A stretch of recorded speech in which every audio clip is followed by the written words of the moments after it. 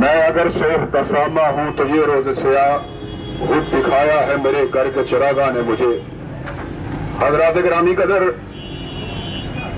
ہم اس نبی کے ماننے والے ہیں جس سے بڑا بہادر، جس سے بڑا دلیر اور جس سے بڑا غیرت مند آدمی چشم فلک نے کبھی نہیں دیکھا تھا۔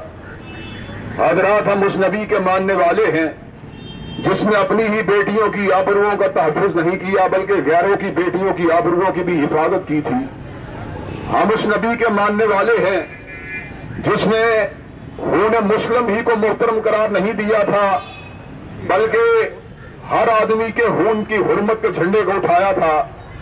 حضرات، لیکن اسلام کی 1400 سالہ تاریخ میں اتنی ذلت کا وقت، اتنی رسوائی کا وقت، اتنی بدبختی کا وقت تو کبھی نہیں آیا کہ وہی کلیسا جس کی ہیبت کو فاروق اعظم نے مٹا دیا تھا اور وہی یہود جن کو حضرت فاروق اعظم نے جزیرۃ العرب سے باہر نکال دیا تھا، آج ان کی ملی بھگت کے نتیجے میں دنیا بھر میں مسلمانوں کا قتل عام کیا جا رہا ہے۔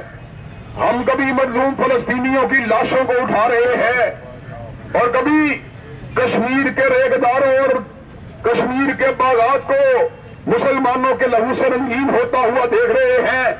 لیکن حضرات گرامی قدر، پاکستان جس کو ہم ہمیشہ اسلام کا کلا سمجھتے رہے تھے، ہم نے اس کو انتہائی بے اہمیتی کے ساتھ اپنی بہن ڈاکٹر عافیہ کے مسئلے کے اندر بے بسی اور بے کسی کی تصویر بنے ہوئے دیکھا تھا۔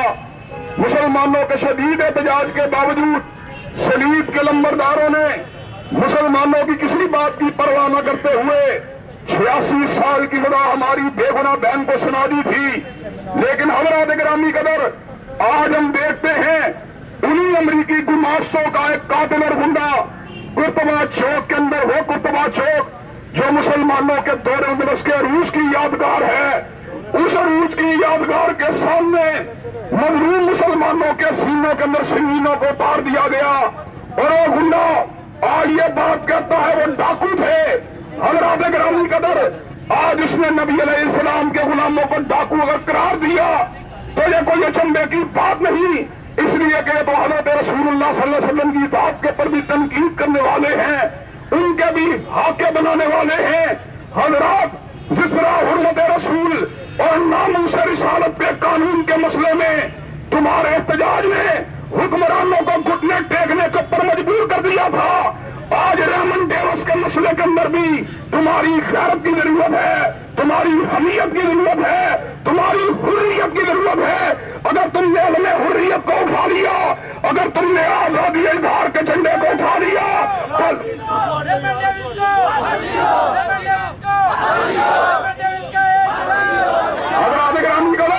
اگر تم نے حریت علم کو، حریت فکر کے علم کو اٹھا لیا تو ریمن ڈیوس کو پھانسی لگنے سے دنیا کی کوئی طاقت نہیں روک سکتی۔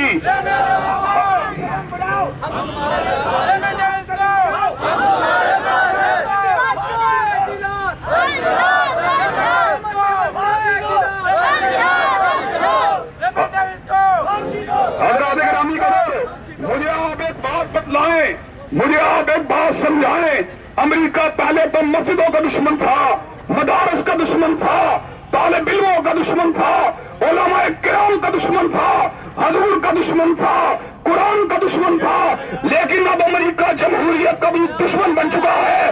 نہ وہ پاکستان کی اسمبلی کی بات کو مانتا ہے، نہ پاکستان کی عدالت کی بات کو مانتا ہے۔ آسیہ بنگلہ عدالت نے دی، امریکہ نے ماننے سے انکار کر دیا۔ اب ریمن ڈیوس کے مسئلے کے اندر امریکہ یہ بات کہتا ہے ہمارے شہری کے ساتھ زیادتی ہو رہی ہے، پاکستان کی عدالتیں جانبدارانہ رویے کو اپنا رہی ہیں۔ میں یہ بات بتلا دینا چاہتا ہوں، امریکہ تم سے کبھی راضی نہیں ہو سکتا۔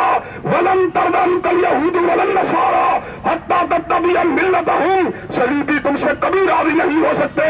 وہ صرف مولوی کا انکار کرنے والے نہیں بلکہ صلیبی بنیادی طور پر ہمارے اداروں کا بھی انکار کرنے والے ہیں، ہماری اسمبلیوں کا انکار کرنے والے ہیں، ہماری عدلیہ کا انکار کرنے والے ہیں، ہمارے ججوں کا کا انکار کرنے والے ہیں، ہمارے جغرافیے کا انکار کرنے والے ہیں، دو قومی نظریے کا انکار کرنے والے ہیں۔ اور جب تک ہم زندہ ہیں، جہاں پر مدارس کی حفاظت کریں گے، مساجد کی حفاظت کریں گے، وہاں پر عدالت کے جائز فیصلوں کا بھی ہم ڈٹ کے تحفظ کریں گے۔ حضرات گرامی، مجھے یہ بات بتلاؤ، ہائی کورٹ کے غیرت مند جج کے درست فیصلے کا ساتھ دینے کے لیے تیار ہو؟ ریمن ڈیوس کو پھانسی کے پھندے پہ پہنچانے کے لیے تیار ہو؟ اور امریکہ کی قید سے بین عافیہ کو واپس دلوانے کے لیے تیار ہو؟ انشاءاللہ وقت آئے گا، انصاف اور اسلام کا بول بالا ہوگا، امریکہ اسلیپیوں کا چہرہ کالا ہوگا، اور دنیا کی کوئی طاقت اس دن کو آنے سے نہیں روک سکتی۔ واحد دعوانا الحمدللہ رب العالمین۔